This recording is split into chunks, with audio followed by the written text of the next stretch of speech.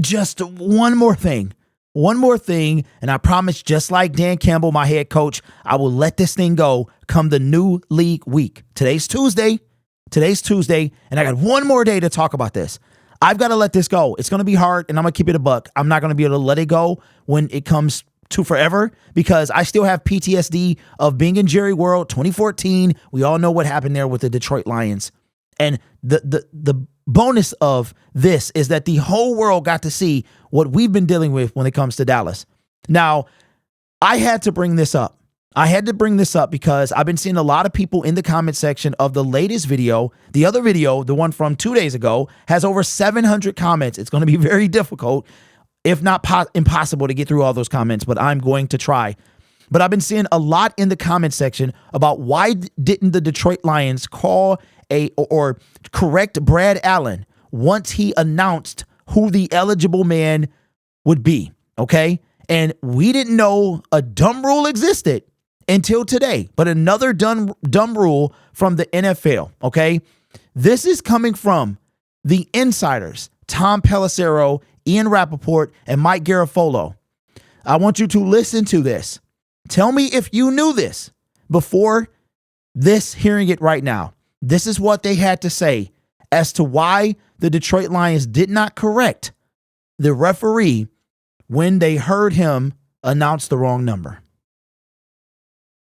The other aspect of this, Ian, is the reality that once you have Brad Allen say number 70 is eligible, as one coach texted me that night after the game, that's the end. In other words, whether he misheard, he missaw, whatever, that rule is in place to let the defense match up. Once he says it's 70, there's no way to walk that back. So you may not ever have agreement, and probably won't, between the Lions and what Brad Allen said of what took place. But from the league's perspective, from the officiating crew's perspective, they officiated it right if 70's the guy who was eligible. Right, and I think there is a way, actually, to walk it back. They announce in the stadium, 70 is reported as eligible, and the Lions go, hang on, this is about to get messed up, timeout. Now, it takes a lot of wherewithal to say, hold on, everything we anticipated is not working, let's call timeout, but that's part of the reason why you called timeout that would have solved it. The other thing, Tom, and the revisionist history of this is going to dictate so much of it, but had 68 Decker been announced as eligible, you got to imagine the Cowboys, who are a good, sound defense, probably would have covered him better than they did during the play, which was not cover him at all. I understand what the Lions were trying to do with the kind of diversion technique, but clearly, Mike, it got all messed up. Here's why I disagree with you on that last point. Because even the Lions weren't sure which player had been announced. Like, if they heard 70 was reported eligible, they would have said, oh, timeout, that's not right. Like, no, we can't do this. Even they, the offense, who knew the trick play was coming. He announced it. Didn't. So, yeah, right, but they didn't. If they had heard 70, they would have said, no, that's not right. It's supposed to be 68. They didn't have a timeout. So, whatever, they would have taken did not have a whatever it was. Good point. Well, it would have been absolute chaos at that point, Tom. Now, you see what? They didn't have a timeout. So if you didn't get what the rule is in order, and to me, you can see these guys scrounging for answers, trying to figure out, and I put in on Twitter, I'll put in the Twitter section of this video. I want to show you guys what I put when it comes to this video here, or what they had to say. This is what I said in response to what I heard them say. I said, we didn't have any timeouts left. Wow, these guys are being paid off too. And as you can see, 118 likes, 11 comments, 2 retweets, and 4,567 views. So if you didn't understand what he said, once it is announced who is eligible, in order for you to correct the referee, you have to have a timeout. That is officially one of the dumbest rules that I've ever heard of in the NFL.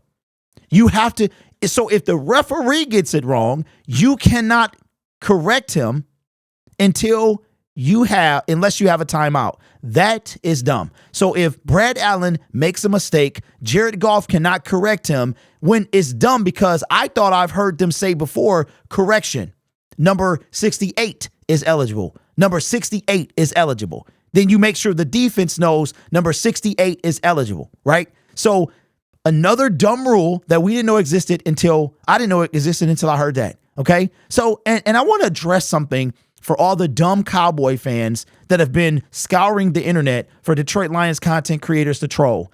You don't watch my content, so you have no idea what I talk about. Okay. I made a video about Aiden Hutchinson and the tripping call. Okay. So don't come in here being dumb like you've been your entire fan base. It's just dumb at times. So don't be that Cowboy fan, okay?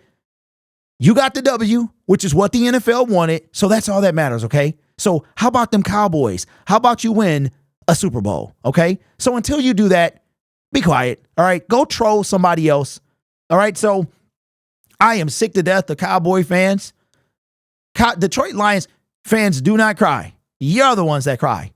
It's some creators on this platform that won't stop crying because of them whiny little Cowboys that y'all haven't won nothing in 30 plus years.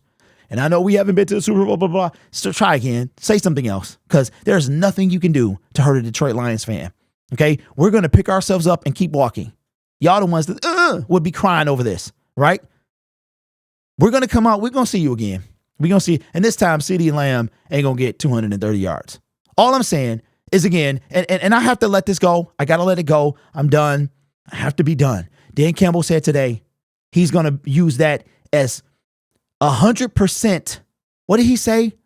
100% petrol or something like that. Like he's going to use this as fuel and motivation.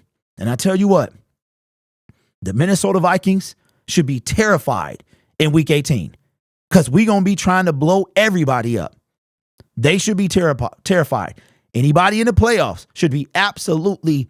You remember them TV shows like Scooby-Doo where the teeth are chattering so loud you can hear them and they're like biting their fingernails and fingernails are flying everywhere? That's who any NFL team should be feeling right now because we got played. The whole world saw it and the whole world get to see again Jerry Jones, Jimmy Johnson, and how it goes for the Dallas Cowboys. So this is my swan song video. The only way I'll make another video is if some new information comes out. But just like Dan Campbell and my Detroit Lions, I got to move on. I'm not going to let it go because we still ain't forgot about 2014. But what I love, and I'll let this go, what I love about this whole thing, I'm a huge believer in reaping what you sow. And I'm going to take you back to 2014, or I'm going to take you back to 2010. In 2010, Calvin Johnson caught a pass that was ruled a touchdown, and then it was overturned and said it wasn't a touchdown. They, in turn, put a catch rule into the rule book or whatever they did, and it was called the Calvin Johnson rule. That's what they called it. Turn out, let's loop around to 2014. 2014, the Dallas Cowboys have a flag thrown for pass interference. It is picked up, overruled, right? Dez Bryant comes out to the field. He wasn't in the game. Comes out to the field with no helmet on. Can't do that. None of that stuff was called. Flag was picked up. We wind up losing the game. You know what happened the very next week?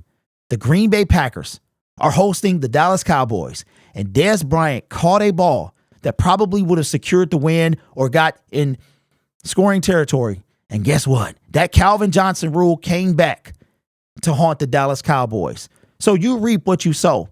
And the other game when you lost to the San Francisco 49ers because you ran a dumb play, and the list goes on and on and on and on for the Dallas Cowboys. So again, every Detroit Lions fan, we have to be the strongest fan base of all of sports. There's nothing you can say that will hurt us because we've been at the bottom and we've seen everything. This is not our first rodeo with this nonsense, but it always happens with your team. So anyway, that's it. That's it. I think I got it off my chest. I think I got it off my chest, and I'm going to play this soundbite so I can make sure that I move forward. Well, we out of time. We out of time, and I'm going to move forward. But we ain't forgot Dallas Cowboys fans. So Detroit Lions fans, let me know your thoughts in the comments below. What do you think of this once you call it? So literally, the refs have zero accountability. If they make a mistake, that's their, it ain't nothing you can do about it. So you need a timeout to call and correct, to be able to correct the refs. That literally needs to change. So hopefully some team puts in a change in the off season and it gets voted in because that's dumb to me. Let me know your thoughts in the comments below. You guys are awesome. Take care of yourself and each other. And as always, go Lions. Shout out to the Michigan Wolverines as well. Go Blue. On to the national championship game.